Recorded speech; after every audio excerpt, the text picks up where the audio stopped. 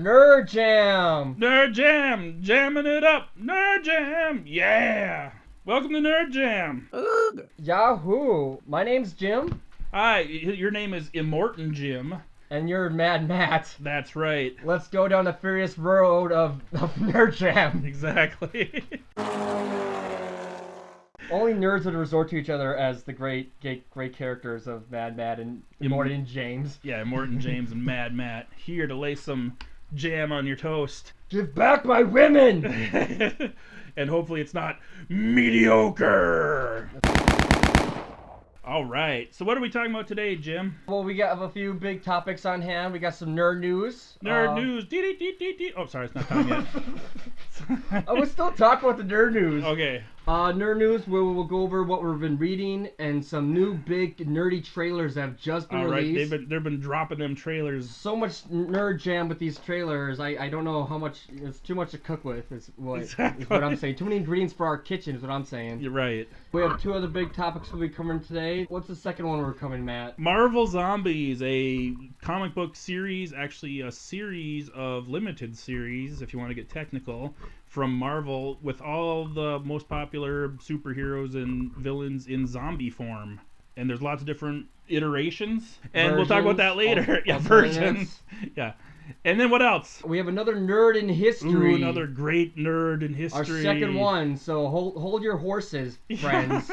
Because this one that was a horrible horse impression. I'm trying to think of a hint, but I can't think of a good hint. This one, don't blow it. It'll make sense later. Stay tuned. Kind of. Do you even lift, bro? Yeah. That's another hint. Yeah. It's more literal than Matt's, but it's another hint. Yeah. All right, Matt, let's start off with our nerd news. We have a couple topics on hand. Nerd news. This just in. Nerd news. So, we're going to talk a little bit about what we've been reading lately, which is ironic that we're doing this in nerd news because everything I'm reading is like circa 1994 right now. It's new to us, though. Right, exactly. It's nerd news. Unless we've read it before, so... Right. So, would you like to start, or should I? I can start. What I've been reading recently is New 52, Justice League versus DarkSeid. Cool. I've been mostly catching up on this because we of course have the Justice League movie coming out next year. When me and Matt seen Batman vs Superman, I immediately asked him. I said, "Well, are there any good DarkSeid stories?" Because I've only seen the cartoons, and Matt couldn't list me any, so I tried to ban him from the nerd army. But... I was excited there was parademons in Superman vs Batman, which granted me to allow to stay in the nerd army because I knew what a parademon was. But other than that, yeah, I couldn't think of any specific examples. Although now we have Legends is a DC story with DarkSeid, and I can't think of it. I lost it. I don't know. Well, this well, I don't know. I've been reading comics for a long time, but I've yet to... Cosmic Odyssey. Sorry. Is that the yeah? That's another DarkSeid story. Go. Okay. Well, this one has been because with New 52, they're kind of they rewrote the whole book pretty much. The thing that's weird about this story is that Wonder Woman she's a god of air. She's Ares now. She's a god of war, and then DarkSeid has a connection to Wonder Woman's island, Themyscira. Thymescria. Mascara. Oh, okay, that's thigh mascara. them thighs though, them thighs. Yeah. But on this island, I guess DarkSeid was with the lady, and then there's wink, wink, nudge, nudge. Know what I mean? Know what I mean? Yeah. Say no more. Say no more. And then who's DarkSeid's side chick now, daughter / girlfriend, sister, I don't know, Grail? Okay. Does that sound familiar? Nope. Oh, I should have these names in front of me. But yeah, I started reading it, and it was at first it was a giant cluster, and then it kept, because there's two big parts. There's two books you have to read to it, and the books were giant clusters. But the clusters kind of became very fun. It was a cluster fun. It was a cluster fun, yes. Well, it was basically what the premise was. Anti-Monitor was gonna face off against DarkSeid, and Justice League's like, get off our Earth. And what just get out. The reason I say is for folks who don't know who Anti-Monitor is, he's just a big a-hole who wants to destroy the multiverse. Earth after Earth after Earth. So the sinister, Crime Syndicate I love the Crime Syndicate. Yes, Matt loves him, but he's not gonna like anti-moniter because what anti-moniter does is he kills Crime Syndicate's Earth. No. And so that's why the Crime Syndicate's like, we need to kill anti-moniter, but there's DarkSeid, so it's. P.S. Spoiler alert. Anyway, for the whole podcast. Oh yeah, I'm just spoiling everything. If you haven't already, I'm trying to get to the gist of, of all the jobs, but no one ever dies in comics, but someone dies here, but they don't die. They keep coming back. Everyone keeps coming back because it starts off the big clash. Anti-Monitor kills DarkSeid. DarkSeid doesn't. He's not dead. He's coming back later on. But because DarkSeid dies, the reason I got to this spoiler is because everyone jumps to different positions. Like Batman gets to sit on the chair where he gets to know everything. Metron's chair. Metron's chair, yes. And then Lex Luger's thrown on DarkSeid's planet. Apocalypse? Lex Luthor. What'd I say? Lex Luger. That's a wrestler. Former wrestler. Well, sometimes the way they draw Lex Luthor, he might as well be Lex Luger. He's a nerdy businessman, but he's like, I'm beefing up and. But whatever. He's on the planet. As soon as DarkSeid dies, he's in charge of Apocalypse and is in charge of that planet. He's the new DarkSeid. Cool. Wonder Woman's still Wonder Woman. No, Flash becomes Death. He's the god of death. Black Racer. Black Racer, yes. So all these positions, just I'm like, I should be pissed off at this. I was like, stop changing the story, but actually it's, I don't know, I enjoyed it a lot. That sounds cool. It's because it just everything keeps escalating, and it's like they kept on telling the reader whose titles are who. So it's like, oh, he's a Black Racer now. Oh, cool. Oh, the Black Racer's out of the Flash, and now the Flash is fighting the Black Racer in a giant race, and I don't know. I'd recommend it. I don't think it gives you the best depth to who DarkSeid is because they're reintroducing a whole totally new version of what DarkSeid is. Because DarkSeid, he comes from Themyscira, and some of his people come from Themyscira, but not really. And I'm sorry for butchering Wonder Woman's island's name so much. There's no Granny in it. No Granny goodness. No Granny in the. What about DarkSeid? Maybe. What about Calabac? Yes. Okay. Is that his goons? Yeah. Okay. Yeah, they probably were in it. The theories, right? Maybe. Okay. They were in it, but they kind of were like, "Hey, we're here," and then stuff went down. They're like, "Whatever, we're gone," and then they left. And then Miracle Man. Okay. Yeah. Is a big part of it, and Miracle Man loses nothing. I don't know. You learn who Miracle Man is. He's pretty cool. He's kind of a rebel fighter within. But it's a fun story. New 52 kind of goes off the boat as many times as possible. A la Wonder Woman being God of War. Like, that's not needed. She's freaking Wonder Woman. Right. But yeah, so I recommend to folks who kind of want just the DarkSeid quickly, but don't have a chance to get the full depth. I recommend finding something else if you want a bigger background, though. Fun fact: Thanos from Marvel was actually sort of inspired / ripped off of DarkSeid from DC. That makes total sense. And when the artist first drew him, I can't remember who the artist was. I think Jim Starlin. But he first drew him sitting on a throne, and he was a much skinnier. Guy, and he was kind of like Metron. And then the editor was like, "What if Metron was in charge? I like Metron more, so I'll make Metron." And then apparently, the editor said, "If you're gonna rip off one of the new gods, you should rip off the cool one, DarkSeid." And then that's how Thanos was born.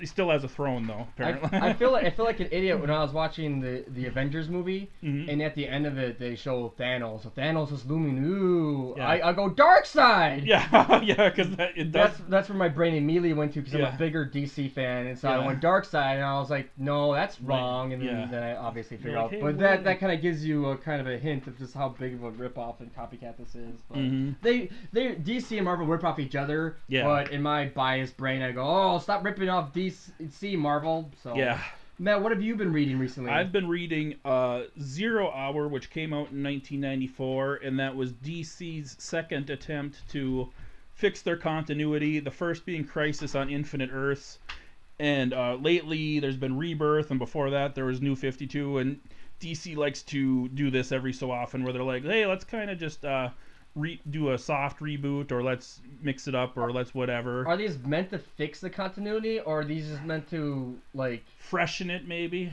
Yeah, like what Yeah. what do you feel reading 0 Hour? Do you feel like it's Well, I know, we've screwed everything up, we gotta fix it, or do you think it's we're desperate for readers? Or like, what's your take? I think with Crisis on Infinite Earths back in the 80s, it was they had all these different Earths, well duh, hence the name, and they had all these separate plot lines, and they were afraid readers were going to get confused because Shazam, Captain Marvel was from Earth S, and this guy was from Earth 2, and this guy is from Earth 1, which is actually, from what I understand, what they're doing in the Flash TV show. Which is surprising because we have a friend who actually, we know not speak to be a comic nerd at all, but she loves the multiverse. So Flash is, we're not going to go on Flash, but to their credit, they've done a great job of keeping the multiverse organized. Right. So they decided to simplify it and make it all into one universe, and then blam, that was Crisis on Infinite Earths. And then there was a few things that a few pieces of the puzzle that didn't quite fit nicely for whatever reasons. And so 0 Hour was kind of an attempt to mash those pieces into the puzzle and say, I'll make it fit. And I'm only about halfway through it. It's a good story. It's fun with seeing the 90s. I've been riding the wave of 90s nostalgia. Okay. And so, yeah. Who are some key players in 0 Hour for folks who one of the main characters is Wave Rider. Which, is that like DC Silver Surfer? He kind of is actually. I'm not familiar. Except he's more like through time than through space. Okay, but he is cool. Instead of silver, he's golden, and he has a flaming head. He kind of looks like Fire Lord and Silver Surfer mashed together. That sounds pretty cool. Yeah, and the villain is Extant, which apparently was a different villain, which was Monarch, which was also originally Hawk from Hawk and Dove, and I barely know who any of these people are. Hawk and Dove are girls, right? In this version, it was a guy. I think they're later replaced with girls. Oh, okay. Because I've read a couple of them where the Hawk and Dove, and they're always they're having a fight with each other. But there were a couple of gals with the Justice Society, I believe. Yeah, the part I got to right now, spoiler alert, the Justice Society were all horribly murdered. It was kind of awesome, actually. Because they were all the older superheroes, and so they're delete. And they had because they were Golden Age superheroes, so they were from like World War II era, and apparently they had magical spells and protections, chronotons that were keeping them young, and the villain sapped away their chronotons and made them all age instantly. So I love the science behind this. Yes, they all aged like 80 years in the span of like a minute, and they all went, I'm old, brr. Oh, that's kind of depressing. Who pulled that off, though? Who took away their chromatons? Extant. His name is Extant. He extinct their chromatons? Yeah. He kind of looked like Magneto. Oh, okay. Yeah. Is he like a science villain, or like how was he able to take away the chromatons and mess their DNA? Or? He's mysterious. He has powers. Okay, so you're still going to learn about him. Okay. Yeah. Okay. So that's kind of what I've been reading. I'm about halfway through 0. Oh, and it's one fun part. This takes place shortly after both the death and return of Superman and Nightfall, where Batman's back was broken, and then Azrael took over, and then Batman came back. And so one of the first things that happens is Batman and Superman meet, and there's a exchange like, Superman says, "Oh, hey, Batman, you're walking. I heard your back was broke." And Batman's like, "Well, hey, I didn't get beat up nearly as bad as you did." And it's kind of like, her. Oh, that's pretty. Yeah. Well, you gotta do something. Yeah, I kind of liked it, actually. You gotta do something, because if you're going F you to the fans, you might as well kind of soften the blow a little bit. Right. I'm okay with that. Yeah. So what's next? The more modern one, New 52 is pretty modern as it is, but recently, as of May, DC has done Rebirth. Mm-hmm. Just it's a reboot, kind of. It's kind of what New 52 did. New 52 kept a few things going. They restarted other things. Rebirth did the exact same thing. At the end of the DarkSeid battle, Superman was thrown into a river, Red Sun River. I don't know, but they started killing themselves. So okay. So as the DarkSeid story kept on going, this Earth's Superman died. Oh. Yeah, and I don't know what happened, but at the end of it, a new Superman came up. I don't know if this Superman was from another Earth. I don't know where he came from. I missed those issues, but he was rebirthed. And so I've been reading several rebirths. I've been reading Flash. I've been reading Wonder Woman. I've been reading Batman. And by far the best rebirth stories is Superman's, because the new component they bring forth with new Superman he's pretty much the same Superman, but everyone's like, who is this Superman? But most of the characteristics match with the one who died in the DarkSeid battle. But with this one, the new one, he has a son, John, and I kind of like it. I was okay. Usually when you introduce kids and his storylines, that's like, oh, that's getting desperate. Yeah. But with Batman, they introduced Damian Wayne. I love Damian Wayne so much. He's a little prick, and it's amazing. And with Superman's kid, he's similar like to Superman. He's like a little prince. He wants to help everyone, and right. But it's interesting because he's having problems adjusting to his powers. And that's one of my favorite things in Man of Steel. When they didn't show that, I bring that up just because they didn't show that in original Superman, is just him as a kid learning how these powers, and it's so frustrating. And John is doing the same things. So that's the essentialness of it. They start off with who's one of the fake Supermans? Cyborg, Superman, Eradicator. Eradicator. They start off with Eradicator. Oh, that's one of the first storylines. Eradicator's like, I have to destroy half of John because half of John is Lois Lane, who's non-Kryptonian. Non-Kryptonian, and Eradicator wants to keep the Krypton. Cool. I love Eradicator. Yeah, then that happens. The funny thing is, I like to point out, is during the time Supermoon was trending. Supermoon? Yeah, so Supermoon was trending because it's the most moon we've ever seen since the 40s. But what I thought when I seen that was because Superman ends up fighting Eradicator in the moon, so I was like, oh, Supermoon! I'm happy the comic book storyline is trending, but no, that wasn't it at all. I thought you were just like having a stroke, like you were trying to say Superman, and you're like, Supermoon! No, Eradicator and Superman have a battle in the moon. Okay, nice. And my thoughts went to Supermoon, right? Because you have two Supermen on the moon. There's Superboy, and there's Lois Lane. It's a super battle. On the moon, Supermoon. Isn't there supposed to be a series coming out with John and Damian Wayne? Yes, and that's what they kind of reached to. Damian ends up kidnapping John. Oh, cool! And he's like, "You little prick, you're doing bad things." And Damian has done a few horrible things. Yeah. He's killed I can't remember if it's a bird or a cat. Matt, cover your ears. Matt likes birds. No, Matt likes cats. So it's one of those two. And then somehow Damian was able to keep track of him, and he keeps shoving this in his face. Like, you're too dangerous for this place. And Batman brings it up, too, because he's still wary of new Superman. He's like, I don't know where you came from. I don't trust you. And your kid's doing bad things, too. And he like heat vision it or something? Yeah, he heat visioned it. Oh, and he didn't mean to. He's like, pretty. Basically. He didn't mean to, and then it was his mom's favorite cat, so he had to tell her that, and she's like, I'm just happy you opened up, and it was an innocent thing, but John, like his dad, he's innocent until you piss him off, and right. And the thing that's interesting about John is he's got Lois Lane's genes, so sometimes in super intense moments, he becomes human, and Baines gets knocked out, so he's not invincible like his dad. So you get a compromise, and you don't get nothing can beat him. That happened with Superboy in Death of Superman too. Anytime he was overwhelmed, he would just kind of pass out and go, oh, that shouldn't have happened, because he's a clone, he's not the real Superman. But they get to Damian kidnaps John, and he goes, you got to be him, and then they go through a little boot camp together. It's kind of fun because they hate each other. But you're like, oh, these two kooky characters are going to learn to be best friends at the end, just like Superman and Batman. But you get more hijinks between them because they're kids. So cool. DC's doing a great job of making kids storylines work out, and I haven't rolled my eyes at all. I enjoyed a bunch. So that's Rebirth Superman. Nice. I definitely recommend that.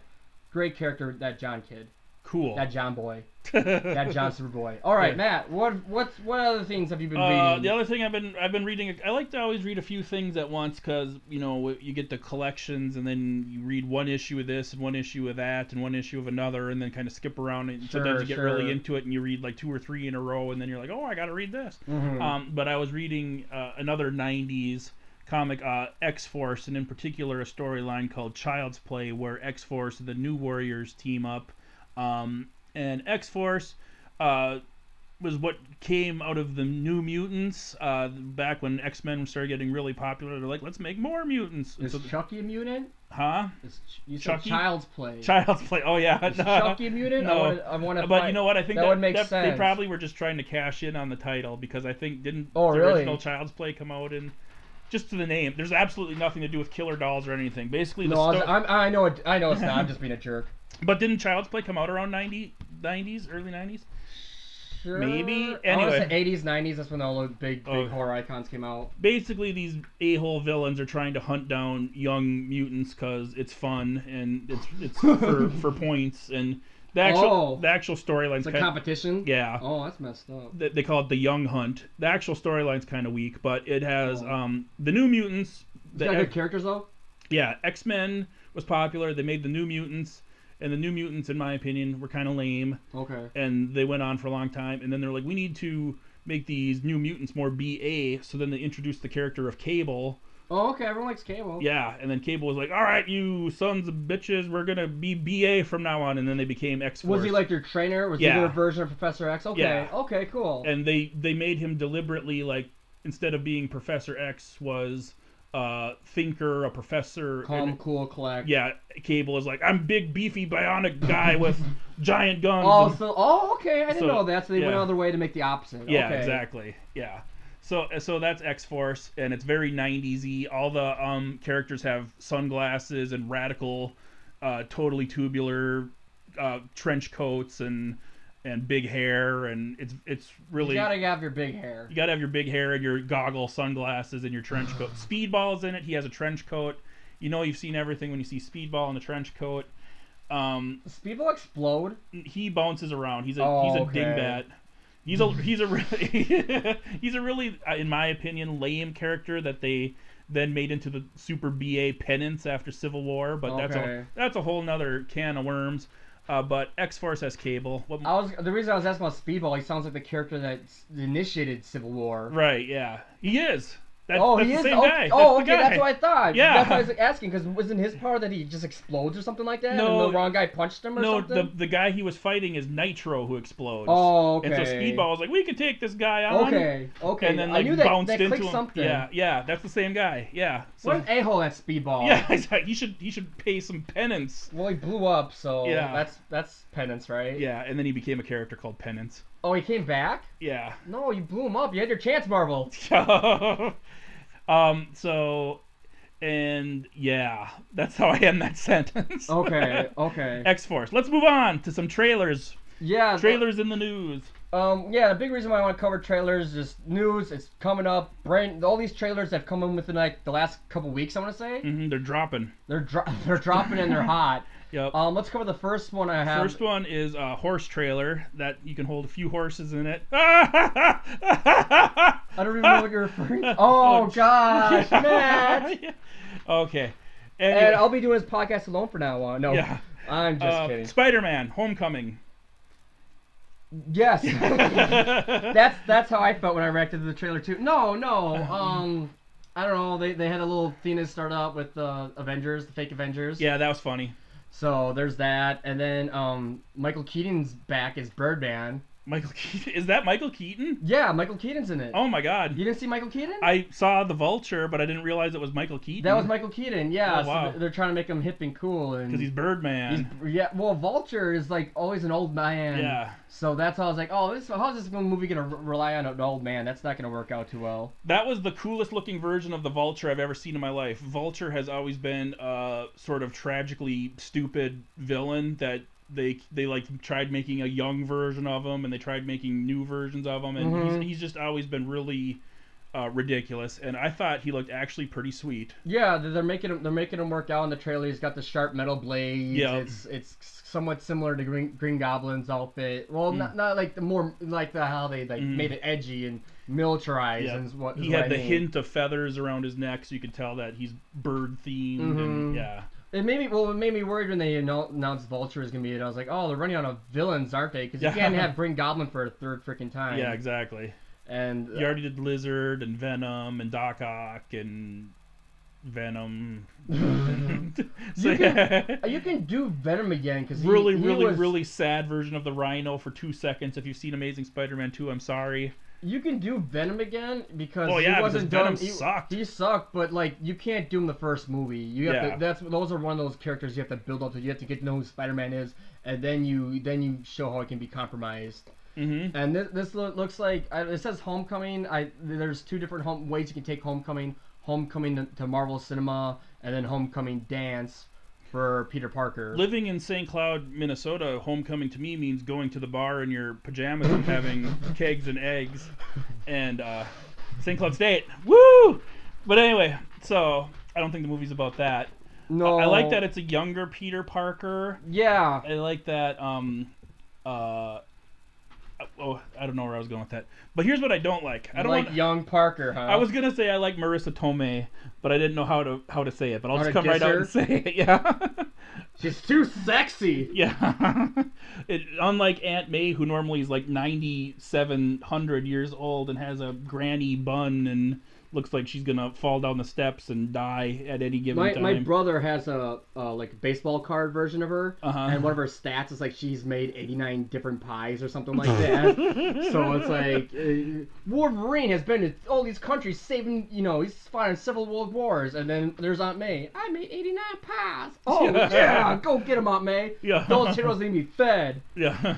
So yeah, that's not what you think of when you see Marissa Tomei. I wouldn't want to. Well, I'd ask her for some pie, but not that kind what? of... Oh, hello. Oh my God. But here's the thing. I don't want to be that guy, but is every Marvel movie going to be the same? Like, do they all have to have snarky little one-liners and, oh, it's fun, it's funny, and, oh, we made jokes, and... oh, it's not a hug, I'm just opening the door, and oh yeah, well that's what I was gonna bring up is why is it Marissa Tomei? Is it because they want Iron Man that in depth into it? They want Iron Man because in Civil War Iron Man dumped his girlfriend, yeah, and then bam he's like, oh no, I'm kind of sad about my girlfriend. JK, your aunt's hot, you know. So it's like play in the field. I think that they really wanted another hero tied in Superman really well. Just say, see, here's why he's in Marvel Universe, and so they wanted here's something you could tease Spider-Man about. He's hit on his aunt. Isn't that funny? Mm-hmm. I just wish they. It could work. It could work. I don't know. And Spider-Man, to its credit, Spider-Man is a character that deserves to have one-liners, and because that's the character, he is a smart mouth, one-liner, wisecracking hero. So I mean, it fits perfectly for him. But then when you got, not to beat a dead horse, but when you got Doctor Strange who's making stupid quips and so come on, Marvel, get your crap together. Anyway, so and Spider-Man's gonna be the worst thing since Phantom Menace when it comes out. I've been, obviously you've heard me, I'm biased against Marvel. I'm kind of excited to see it, but at the same time I'm always gonna be comparing it to the Tobey Maguire ones. Which are the best? Which are the best? Except for Part 3. Darn it, who directed those? Sam Raimi. Sam Raimi he does an amazing job with them, and so that's going to be tough competition. Yeah. And this Spider-Man has an advantage because he's got the grasp of the Marvel Universe, so we'll see what they can do with it. But we'll find out. So that's where the Spider-Man trailer brought to us. Next one is Transformers. Okay. What's the fifth one called? The Knights? The Last Knight. The Last Knights. Yeah. Oh, Michael Bay. You. Just why? Well, was there anything in the trailer that came out to you, Matt? So let me start with this. Matt, you're getting mad. You're getting red, Matt. Is the reason you're getting so red? Yeah. So Transformers was like my favorite thing ever as a kid. I think I said on our first episode that how I got into comics was the Marvel Transformers comics, and I love Transformers. And those of you who have been fortunate enough to see the 80s animated Transformers movie, which is the greatest thing ever made. Oh, no.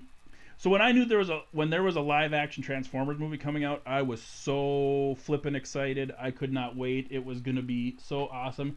And I can honestly say, when I sat down and watched that movie, that was the most disappointed I've been since the Phantom Menace. Yeah, like literally. Holy cow! But that was probably the most disappointed I've ever been, because the animated Transformers movie in the '80s is awesome, and they're killing characters left and right, and it's kind of serious. They killed Jazz. Yeah.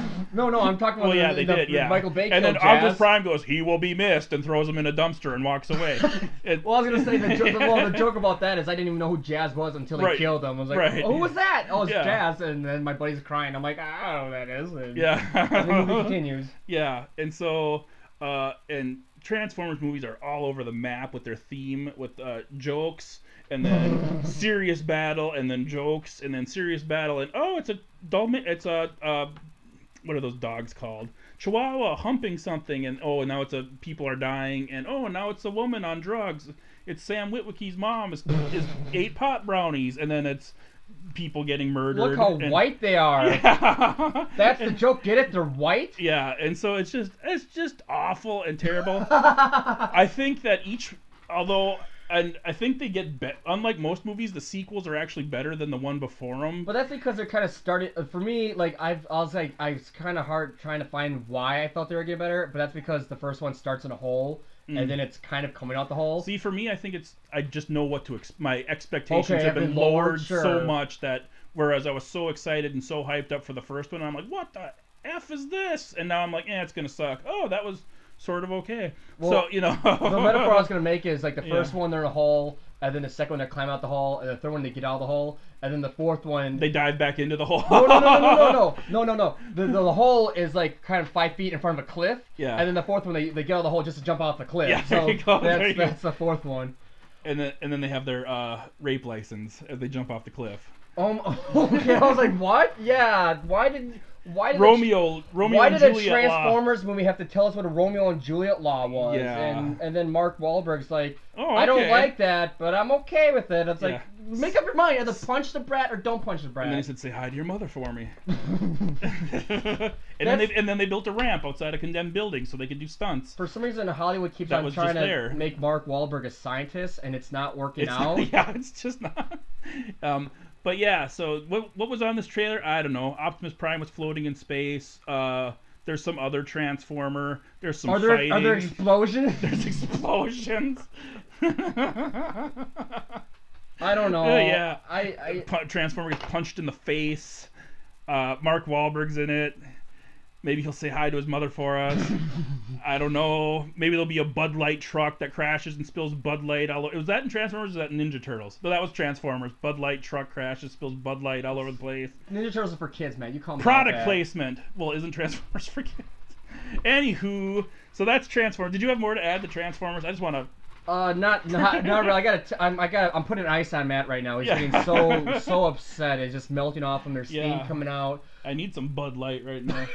just to think about Michael Bay and Transformers. Yeah. I don't know. I guess I'm like getting the abuse because I think I might go see this movie when it comes out. Well, I'll go see it. No.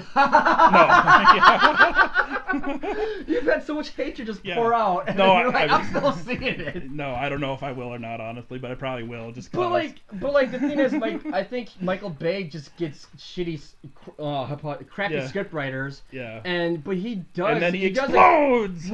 I like the explosions. Explosions look cool. The Transformers look good enough. I hate how they look. You hate how they look? Because they don't look like 80s cartoon Transformers. But that's not realistic. But to me, never mind. Okay, this is gonna be hard to compromise. But like the design could be better. But they look like they exist. Yes. In their world, and I think he does an excellent job with I will give you that. Because that's the one thing I hate about CG is when you look at it, I go, they're not there in the same place. And the Transformers, I believe the robots are in the exact same place as the people they're talking to. Yep. So that's one thing. Maybe the design could be less clunkier, blah, blah, blah. Yeah. But that can be worked on. So I don't know. I like the visuals Michael Bay puts forth. Storyline, not so much. The one thing Transformers 1 is the second one I hate the most. But the one thing they really had going for, which is really strong, is Bumblebee's storyline. Just how loyal he was to Sam, how out of the way you played a great little warrior, and then they never got back to that story because I was like, I want to see more of that, and they never really got to. It was just always about Optimus Prime. It's like, say something from Bumblebee. I really liked the one part I really liked. The first one was the chase fight scene between Barricade, which is the cop car, and Bumblebee. That was like the best part of the whole movie. Is that where he didn't have his legs, but he was being dragged around and he's still shooting? No, this was like is that later in the movie? Yeah. Oh, okay. But anyway, so let's go to the next trailer. The Fate of the Furries. Yes, they all checked into a hotel room. Oh my God! Why did we watch this trailer? No, just kidding. What trailer did we really watch? Furious 8. The Fate of the Furious. Why was 8 so furious? Because 7, 8, Why 9. was 8 so hateful? Why were they so hateful? Yeah. So this is tying into, if you missed last episode, our great nerd in history, Vin Diesel. Spoilers! Yes. You should have watched the second one already, you friends. Or listened to it. Yeah. Or whatever. Using the wrong version. You can watch it too. It doesn't do much, but Vin Diesel, he's on an upswing. He's got a new XXX movie. He's got a new Fast and the Furious movie. You know what's gonna come out next? New Chronicles of Riddick. No, I'm just making that up. Please. Yeah. Oh my gosh. They did already do a new Pitch Black though, didn't they? Or a new Riddick movie, a third Riddick movie. They did a cartoon. I think a third one came and went, and I own the Chronicle package, and they have the Chronicles of Ridiculous. They have Pitch Black, and then they have an animated cartoon. Okay, I think there was actually another live action movie since then that no one even noticed it happened. Oh, my bad. Yeah, but anyway, Fast and the Furious, cars, explosions, Michael Bay. No, not Michael Bay, but still cars and explosions. It might as well be Michael Bay. Well, Justin Lin directed it before. I'm not sure who's directing it now, but Justin Lin did great at the action. These are just full of just schlock. I brought this up while we were watching the trailers. This is becoming the new Expendables, but with as small of a storyline as Fast and Furious has. This is much better storyline than Expendables has. Yeah. They're cramming all these big guys, and they got Vin Diesel, Statham. They got Kurt Russell. I love Statham. Kurt Russell, Jason Statham, The Rock. I love Kurt Russell and Jason Statham in The Rock. Oh my god, I jumped off my seat and Vin Diesel. In the last movie when I seen Kurt Russell. I was like, yes, Kurt Russell! Yeah. He is amazing, and I'm happy they got him back. And I saw Jason as Statham, FBI and man. I went, bloody hell! And then I drank 6 Red Bulls and ran around town because it was crank. You rubbed it on an old lady. Yes, I did. Okay. Then you rubbed it on an old lady and go, yes, energize me. Yeah. That's how he said it too. I remember. Yeah. This movie had a lot of cars, a lot of explosions. Rock is in a jumpsuit for some reason in jail. Vin Diesel hates everybody for some reason. Yeah, he's mean. He's angry and kind of surly. It's the thing is it's confusing, but it's the reason I want to see the movie. Yeah. So this trailer did a great job of like getting me interested. It says you're gonna get the stuff you like, and then there's a storyline. Because everyone's kind of rolling their eyes because it's number 8 and we already seen all this crap. Why do we have to see it again? But they got some hooks. I think this time. Angelina Jolie's character for Gone in 60 Seconds yes. appears to be in the movie. I hope we're not inaccurate about that being Angelina Jolie, but it's Angelina Jolie. She's got the braids that are bleached and everything, and she was great in Gone in 60 Seconds, if you know what I mean. But... Yeah. Just ask Nick Cage. What's next? Let's move on. I didn't mean to sound so disappointed. Let's move on. The next one was War of the Planet of the Apes. Now, Matt, from what you've told me before, you have not seen any of the reboots. Full disclosure, quite honestly, I have not seen any of the Planet of the Apes ever. I haven't seen. Oh my gosh! I haven't seen the originals. I haven't seen the Tim Burton one. I haven't seen the remakes. So apist of you. I haven't seen any. So apist. I know. I'm a Get off your high horse and learn about some apes. I'll get off my high horse and find the Statue of Liberty and go, Statue of Liberty, you blew it up! It was Earth! Damn you! Damn you to hell! Well, you gotta watch the movie before you can say that, man. That's true. You can't even. You don't even have the response. You don't even have the opportunity to say a line if you haven't watched the movie. Good point. Cultural osmosis. I know about it, but no, I know true. of it. Well, okay, but what did the trailer make? Did it get you excited? Did you I don't know what's going on? I went Dr. Zaius, Dr. Zaius, Dr. Zaius, Dr. Zaius, Dr. Zaius. No, the trailer actually looks. You know what I like best about the trailer? What's that? Woody Harrelson. Yes. I love Woody Harrelson. Well, all these movies have a main star. Obviously the main star is the apes, but the apes aren't. Andy Serkis is playing it. Right. But you don't see the face go Andy freaking Serkis. Oh, yeah, exactly. So you got to get some other kind of celebrity hook. Andy Serkis needs a freaking Oscar by now. I just got to say because he's just amazing in everything he does. He's Golem. He's Snark or Sark or Snooky. Snook or whatever his name. He's Caesar the ape. Mm-hmm. He's in some other stuff, I'm sure. He just does, but it's all motion capture. He does amazing. You could walk past him on the street and have no idea who he is. He's King Kong. Oh, okay. Yeah, Andy Serkis rules. But Woody Harrelson's gonna kick his ass. No, he's not. No, he's Yeah. not. This is our Civil War. Yeah. But these movies all need a celebrity to get a hook in. Mhm. The first one was a softer movie, so they got a softer actor, James Franco and John Lithgow. With his big grin. With his big punchable grin. But then you go, oh yeah, the first one's the James Franco movie. Yeah. And then the second one had Commissioner Gordon in it. Yup. That guy. Commissioner Gordon and Yeah. John Connor. Commissioner Gordon and What's his name? Good grief. Gary Oldman. Yes, jeez whiz. He was awesome in The Fifth Element. Oh my gosh, that hairdo was amazing. I want it. I want I it. want that little plastic half hat. Well, that's how you get the hairdo. Right. Yeah. So he was in the second one. Again, they're a little bit more rougher. But then if you want the roughest of rough, you get Woody Harrelson. Right. He's just a big crazy nut, and you see that he's an army general. Yep. Is what he's presenting in the trailer? Something. He's some military something. And it's just going. Everything's going down. Like in the first two movies, you get hints of little invasions here. Oh, the apes have got the forest. Oh, the apes have San Francisco. Spoilers, whatever. Yeah. And now we don't know. Did we get a location? No. America. America. Well, Woody Harrelson's gonna get back Woody America. Harrelson is protecting America. Like that. What else does he define? That's basically. He's sobered up and cut his hair. Is he sobered up? No, I don't. From the Hunger Games. Okay. I was trying to make a Hunger Games joke. Too late. I ruined it for you. Ham sandwich has sobered up and cut his hair, and now he's ready to kick some ape ass.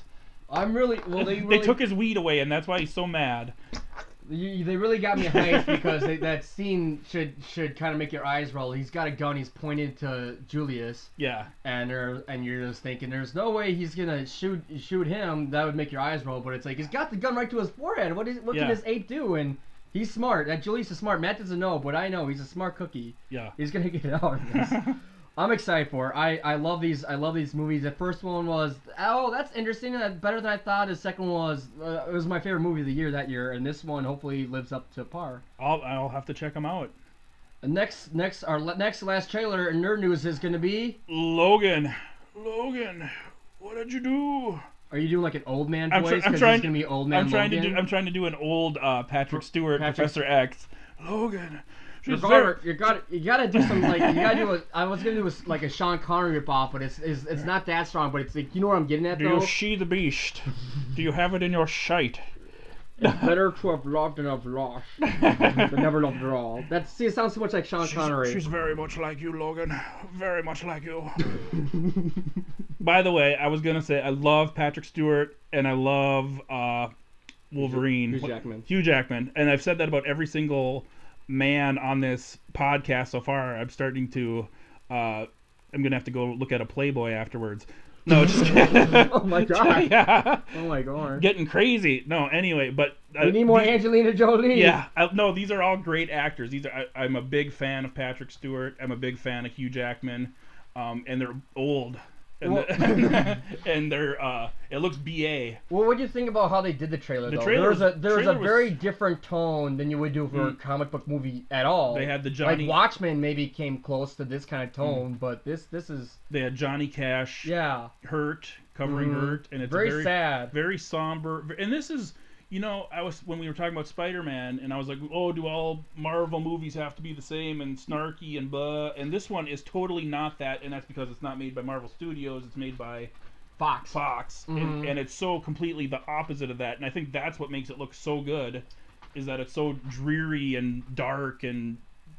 Well, this is going way off the boat than what the X-Men movies usually do. But the X-Men movies usually do consider a job of kind of keeping things fresh for each movie. I agree. So that's something that Marvel could learn from Fox. I guess not as many people liked Apocalypse as we did. We loved Apocalypse. Yeah, I did. But Bryan Singer's did a great job with him. And the thing I feel bad is Hugh Jackman's such a great Wolverine, but when you look at the Wolverine movies, they're not that stellar. No.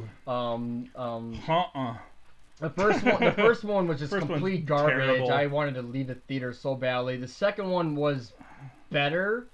Like, I like the Yakuza stuff, but when they got into mutant stuff, I was like, oh, I hate these mutants.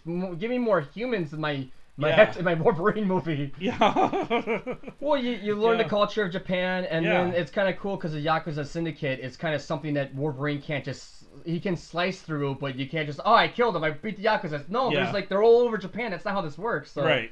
So that was kind of interesting, but then they got the mutants part stupid. But this one seems like it's taking a totally different theme. Yeah. And I actually am happy about it. I hope... The one thing I'm nervous about is that people are like, oh, it's not so action-packed. I don't know if I can... Well, you can't bring your kids to it.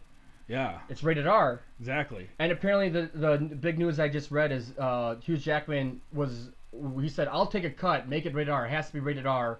And a Wolverine movie, the guy's weapon is claws. Like, right. This I don't say it should have been rated R, but it's like, why the F not?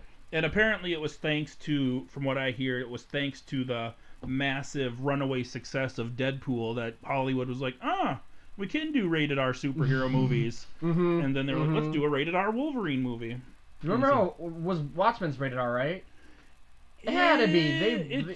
He like breaks people's arms in half. It almost has to be. Let's look it up quick. Keep talking. Well, Watchmen, there's a lot of blood and stuff like that. But the reason I bring up Watchmen is I don't know if it did so well in the box office as Deadpool did. So maybe they're like, oh, Watchmen did okay, but we can get more kids. Yeah, Watchmen's rated R. It's rated R, but I don't know how it did in the box office. I don't think it did that well. I don't think they lost money, but I don't think they made that much either. So it's a safer bet to... Well, that's why you do the general ratings, because you want to open it up to as broad of an audience as possible, and it cuts it off. But Deadpool shows that people will still line up to see your movie. Yeah. So hopefully Wolverine, even... Because that's the thing about Deadpool, it's fun. It's fun, he's got a bunch of little jokes.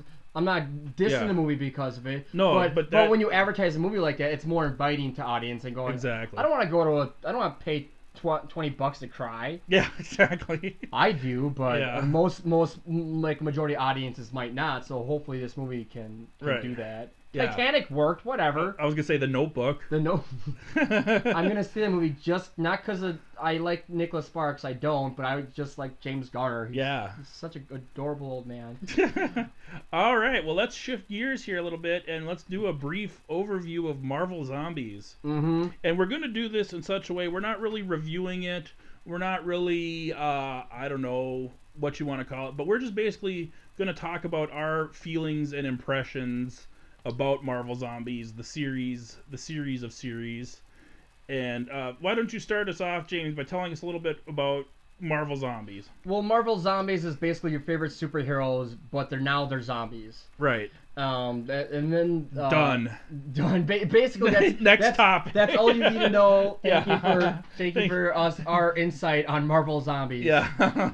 But a big part of the Marvel Zombies campaign was just the artwork. Yeah, true. Definitely. They would take the most famous covers and then they would zombify it. Yeah, and they came out with tons and tons and tons of because they kept selling out, so they would do reprints with a different cover and another reprint with another cover and another reprint when with it another comes to cover. stuff like that, I'm kind of even curious, like, do folks even like I'm not dissing folks, like, buy what you want, but it's like, are folks even reading the comics? Right. Or are they just like, that's cool, collect it, it makes for a great, I'm a nerd, here's my Marvel Zombie, oh, that's so wicked, Wolverine's eyes falling out, yeah, Captain America's got half his head cut off by his own shield.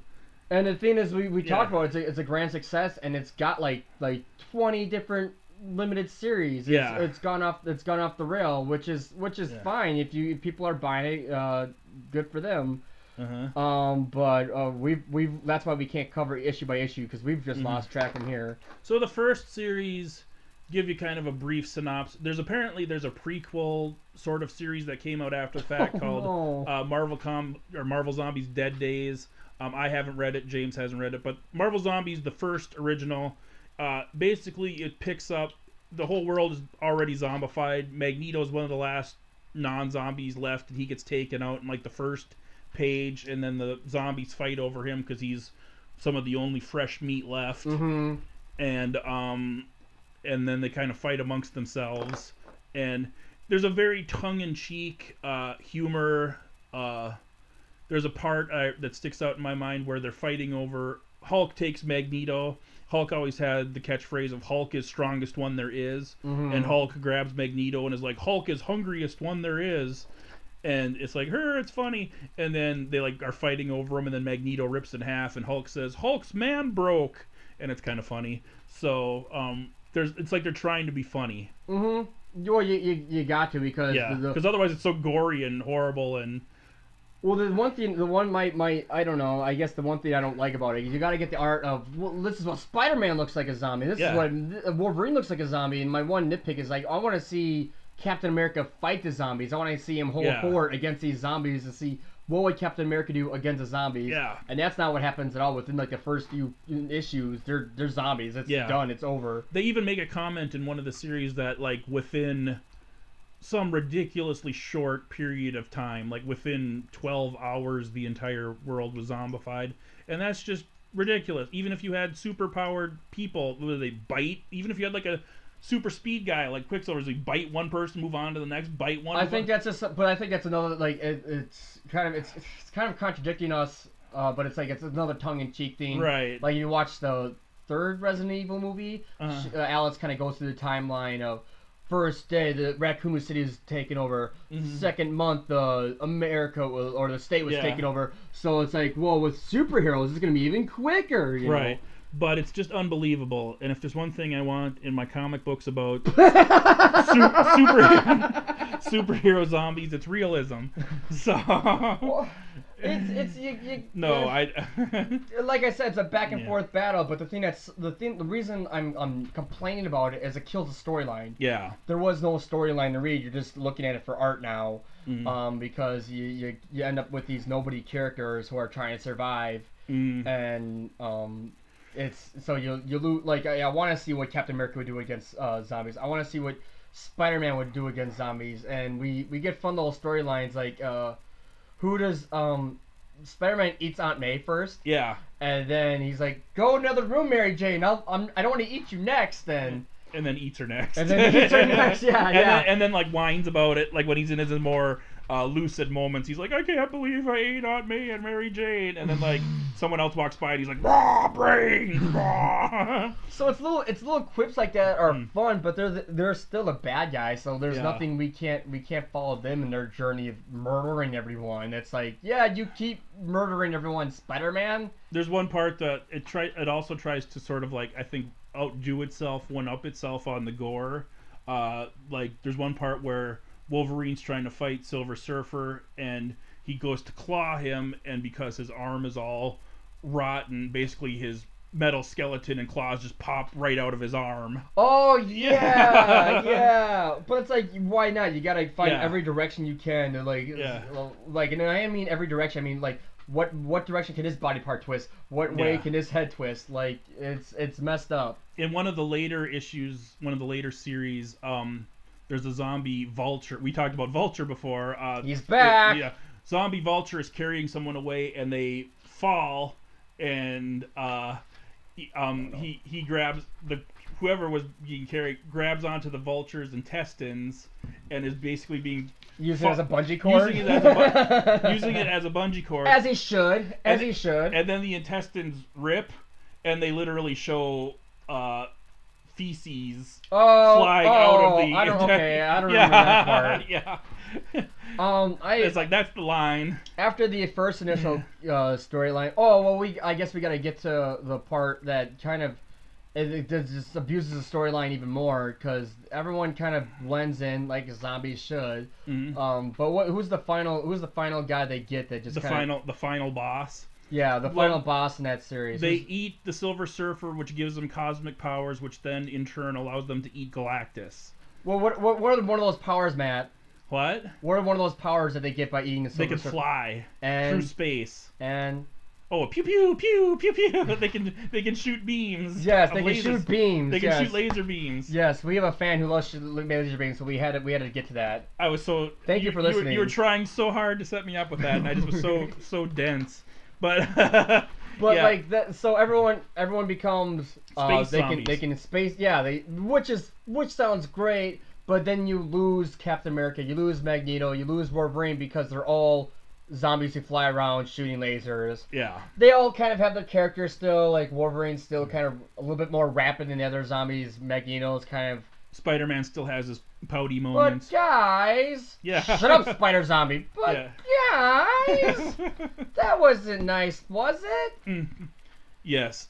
They eat Ego, the living planet, which is basically a giant head floating through space. Mm-hmm. That's kind of cool. Mm-hmm. Kind of ridiculous. You're carrying.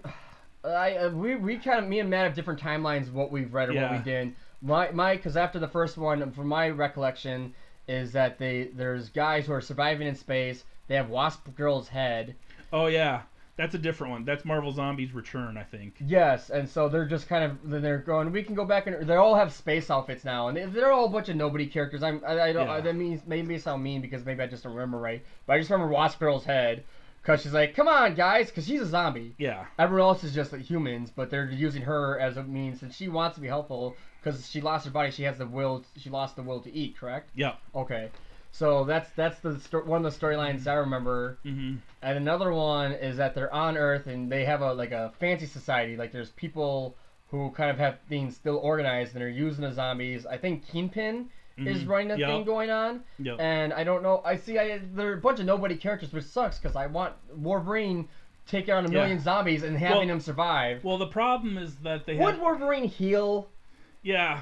I think they even. This is like the worst. This is why we're on nerd. This is why we're on Nerd Jam because we're nitpicking all these little things. But that's what makes us. I think they even had worth listening to. I think they have even had a throwaway line like, "Not even my healing factor could cure this zombie plague," or some stupid thing. But that's. It's just the question of do you want the visual of Wolverine or do you want the badass storyline of Wolverine killing a million zombies? Yeah. You can still do a fake cover because they do that all the time in comic books. Yep. That's the essence of what a comic book cover is. Is like, look, Captain America got shanked. He's gonna die. But that didn't happen in the comic at all. That didn't happen at all. So they could have had the variant covers, Wolverine looking like a zombie, but he didn't become a zombie. So they could have got away with it, I think. Yeah. I also read one of the, I think it was number 3, Marvel Zombies 3, where it takes place in the mainstream Marvel Universe, Earth 616 for you super nerds. And Morbius is in charge. You know how there's S.H.I.E.L.D. And there's also S.W.O.R.D., which is like a outer space version of S.H.I.E.L.D. Yeah. Well, this is Armor. Okay. Which is A-R-M. I know Armor better than S.H.I.E.L.D. Okay, yeah. Armor is like a parallel universe. Or Armor better than S.W.O.R.D. I know S.H.I.E.L.D. Yeah. Everyone knows S.H.I.E.L.D. Yeah, everyone knows S.H.I.E.L.D. And then there's also S.W.O.R.D. And then there's Hammer, which is Norman Osborn's version after. And then there's Armor, which is basically the parallel universe version. And so they realized that in the mainstream Marvel universe, they realized that, hey, there's this zombie universe. We should take steps to stop it. And Morbius, the living vampire, is one of the technicians at this Armor. And I always love it when Marvel finds an excuse to bust out Morbius because he's a living vampire. And not an undead vampire. What's the difference between Morbius and Blade in that case? Because isn't Blade living? No, well, what it is back in the day, the Comics Code Authority banned vampires from comics. Basically. So that was their little. So that was their workaround. Was that he's not actually an undead vampire. Okay. He's a scientist that injected himself with vampire bat serum. So that's a little FYI. Okay. Yeah, turned him into a vampire, but I didn't know that. Yeah, so fun fact. Fun fact, y'all. Yeah.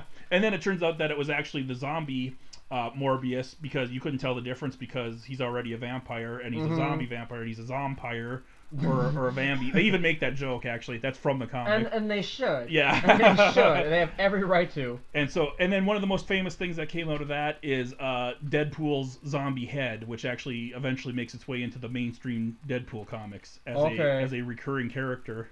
Yeah. Just there's a zombie head friend. Okay. Yeah, it's his buddy. He has like a whole Deadpool family, so I don't know where they all came from, but I'm guessing he's grabbed one from each different universe. Yeah. And Deadpool wife, Deadpool son, blah blah blah, and Deadpool. And then one of the final ones I read too was Marvel Zombies versus Army of Darkness, and this is sounding horrible for me who thinks pretends to be a cinephile. But this is my first time of meeting Bruce Campbell's character. What? Get out! Yeah, but so like I read him first in comic form before I watched the movies Evil Dead. Oh my gosh.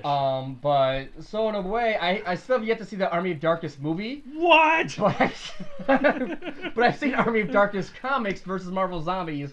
But this is just a delight though, because I got to have that hero character. Yeah. I got to have someone who is charismatic and something fighting the zombies. Does he have a chainsaw hand? I believe so. Awesome. I believe so. Well, he has a shotgun. I think that's his biggest thing. Does he Well, call it- it's not a shotgun. It's a No, boomstick. It's a boomstick. Yes. And he keeps on referring to a boomstick, and everyone's like, "What? Yeah. Shut up and kill the zombies!" And Yeah. one of them, because he makes several encounters which are pretty fun. One of them he bumps into Spider-Man, and Spider-Man he bumps into Spider-Man when he's first resisting. So this is they're clashing universes here. This is the first issue of Marvel Zombies, and then bam, what's his name? It's a girl's name. Ash. Ash. All the Evil Short Dead fans. for Ashley. All the Evil Dead fans are gonna murder me. It's not a girl's name. It's a Yeah. respectful man name. Yeah. Well, Ash sounds badass, but I think it does. I Ashley. This whole episode, I'm just coming off like an idiot because I can't remember anyone's name. Yeah.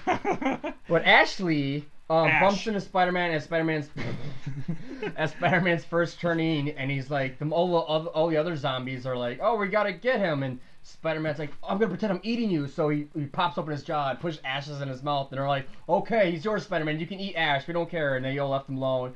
And Ash is like, "You better get away from me, I'll pop you." And he's like, "I had to do it so they get away." And That's funny. And then another one is where he bumps into Punisher, and the Punisher's like, "Oh, I'm gonna kill everybody." He's like, "Okay, crazy man." And then he busts in the room, and he's like, Punisher's happy because he's like, "I finally got some help. You got a shotgun? My kind of guy. I have a whole duffel bag full of weapons." And he jumps in a banquet hall full of Marvel zombies, and Ash is like, "Cool, bye, you're crazy." Yeah. And he just leaves the Punisher by himself to die, and I was like, "Oh, the bad! I want to be with the Punisher. I want to see Punisher fight this." But Yeah. Ash is just like his sarcastic ways. He just let the freaking Punisher die. And, Yeah. And then last spoiler before is this: Howard the Duck is the one who kills him. Oh.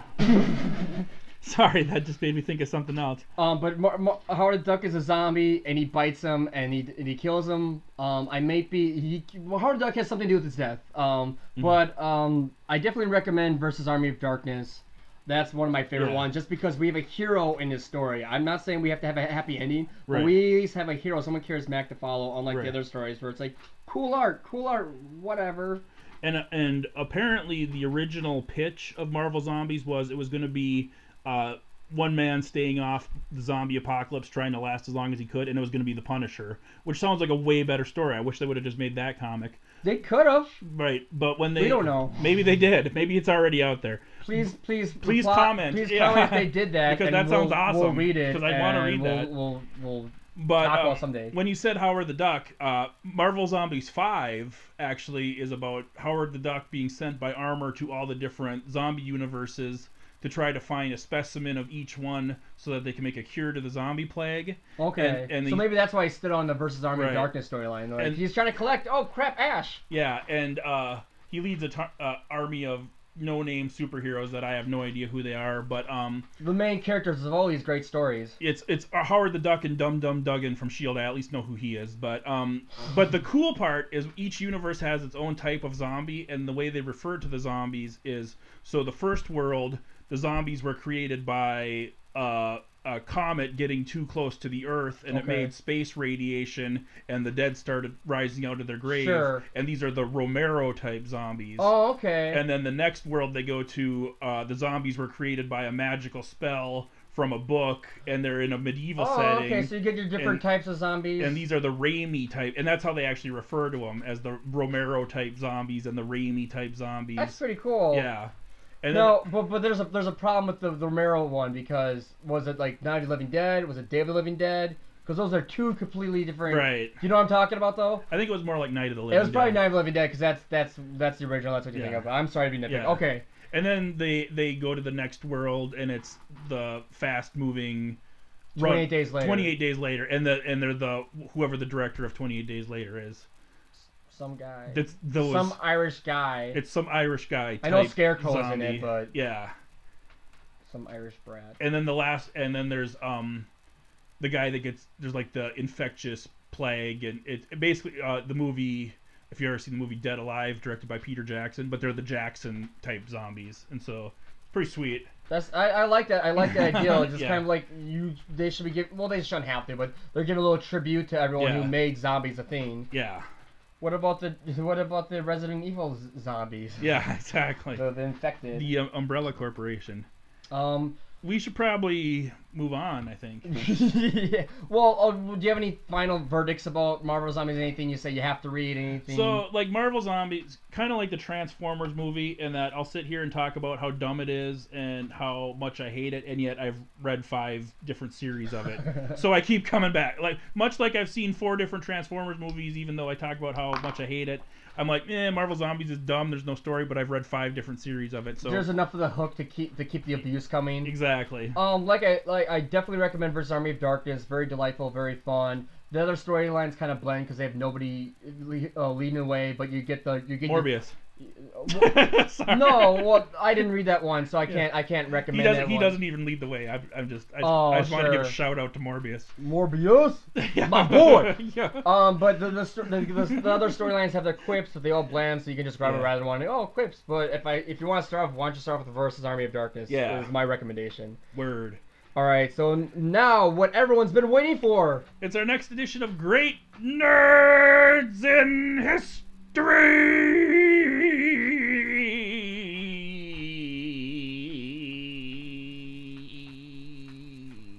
And Matt is broken. I'm gonna have to change his batteries. Just give me 1 second. All right, Matt, who's the great nerd in history? It is Curtis Armstrong. And some of you might be saying, who the H is that? He was Booger in Revenge of the Nerds. Remember when I said don't blow it? Because it's a booger! Huh? Booker T is not a Revenge of the Nerds. What are you talking about? No, not Booker T. Booger. What? Snot. He's also Snot from American Dad. He said, can you dig it, suckers? To the other nerds? Is that what happened? What's Booker T up to these days? Oh, he's running for mayor of Houston. So all of our folks who are listening to our podcast from Houston, vote for Booker T. Just is that for real? Yeah, it's for real. He announced it earlier today. So for those that are listening later on, I'm sorry, but yeah, he just announced today that he's running for mayor of Houston. Maybe we should make Booker T great nerd in history. But right now, it's Curtis Armstrong. So you just said he's a great nerd in history, right? Okay, maybe, I'm sorry. All jokes aside, he's Booger. In Revenge Curtis of the Nerds. Armstrong. For those of you that have never seen the Revenge of the Nerds movies, go out and see them.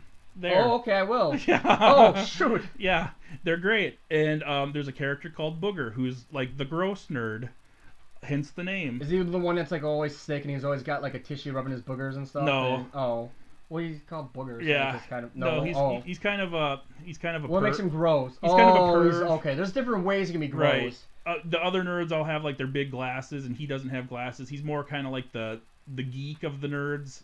You know what I mean? Like he's not so much a nerd in that he's brainy and smart and computery. He's more of a nerd because he's kind of like he just doesn't fit. Pervy loser weirdo. Okay. I say with the most respect. He's like, guys, they found a hole in the women's locker room, and it's like, that's weird. What they do? Exactly. Yeah. If he was here these days, he'd be like, guys, I found the newest website on naked ladies, and you're like, oh gosh, okay. He also is the voice of the character Snot on American Dad, and Snot is also kind of similar to Booger. They're kind of almost the same. Snots could be like that makes sense. A younger version of Booger. You know what? Now that you kind of make the comparisons, that makes a lot of sense. I'm not the biggest American Dad fan, but I know I like that character Snot. Yeah. He gets the job done when his buddies are like, I don't know what to do about ladies. He's like, I got you, ladies. And I don't know how he gets the ladies, but he gets the ladies. They had a reality show for 3 seasons on TBS called King of the Nerds. King of the Nudes? Yeah, I'd watch that show. That sounds like a good reality show. See, now I'm becoming Booger. I'm making all these perverted jokes. Yeah. You say King of the Nerds, I go King of the Nudes. There's in Revenge. That should be a show though, if Hugh Hefner is listening. Revenge of the Nerds 2, in the opening scenes. Sure. They're going to Florida or somewhere warm, Miami. I don't know. But anyways, they're all packing for their trip, right? Anything south is warmer than here. Yeah. We're in Minnesota. I mean, Central Iowa. Minnesota. Yeah. But Booger's packing his suitcase, and he's got a suitcase that's literally full, totally with condoms. because he's thinking he's going to get that much action. Oh, of course. When he's in, all the ladies in warmer places are... Because they're all going to be in swimsuits and hot and ready for it. And just waiting for it. Of yeah. course. Of course they're waiting for Booger. So then he's got his whole suitcase full of condoms, and then he takes one shirt and tries to put it in the suitcase, and then he tries to shut the suitcase, and the suitcase won't shut because it's too full. So then he opens it, takes the shirt back out, and then shuts it, zips it up, and goes. Oh my gosh. So that's too many like by the time you that's classic. Classic Booger. Classic Booger. Yep. So anyways, and there was a reality show called King of the Nerds, and he was one of the co-hosts, and they fought about who could be a bigger nerd on that show, and he was one of the co-hosts. Anyways, he didn't win. No, he was the host. Oh, okay. He was like the who won? Some guy. Some nerd. Actually, 2 girls won the first 2 times. That's how girls can be nerds. Yeah. Heck yeah. You sound so surprised, man. I'm not. First you're apist, and now you're nerdist. No. sounds like, no, not me, no. A little defense over there, aren't you? Yeah. So, and also our great nerds in history. So far, our history hasn't gone back further than like 20 years, but we'll get there. Eventually, we'll get to like Caesar Augustus III or something, who was a nerd that invented nerd. Just you guys chariots. wait when you find out that Calvin Coolidge is the biggest nerd of them all. Yeah, exactly. Yeah. For anyone who knows who our presidents are. Yeah. What's well, another fact that I found out about Curtis Armstrong is that apparently almost every day someone goes, "Hey, you're Booger," and he's not bothered by that. He's proud to be a nerd, which we applaud. Right, exactly. Applaud. I picked up on your cue on that one. So you didn't have to. Yeah. So you can see how some actors, I'm trying to think of an example where they get kind of picked as that one role. They're kind of known as that one person for the rest of their life. And then you can see how they get like annoyed by it and offended and like, shut up and leave me alone. I don't know. I'm thinking like maybe. I'm trying to think like some actors because of certain roles no one casts them again because of that role, like Adam West in Batman. Right. But like I don't think Adam West is ashamed to be Batman. I think he's. So that's not an example of what you're hunting for. I can't really think of an example, but I just for some reason like Gary Coleman, and I'm sure every day of his life someone came up to him and went, "Wait, what you talking about, Willis?" And I'm sure at some point he just wanted to like go postal and shoot everyone because that. God rest his soul. That would have ruined his campaign when he ran for governor of California. Yeah, exactly. So you could see how that would get really. I could imagine that being really annoying if someone every day was like, "Hey, you're Booger." It's like, no, but good for him. He's proud of it, and as he should be. He should be. Yeah. And then, go ahead. He's a member of Jinx. Keep that in. That's podcast gold right there. He's a member of the Baker Street Irregular Literary Society, which is a society dedicated to Sherlock Holmes. What a nerd club. Yeah, you got to be a nerd to be into Sherlock Holmes. And he's also an expert on the works of the musician Harry Nilsson. The only thing I know about Nilsson is the TV ratings. Yeah, and I even Googled Henry Nilsson because I was like, who's that? And so I... Good save. Yeah, yeah.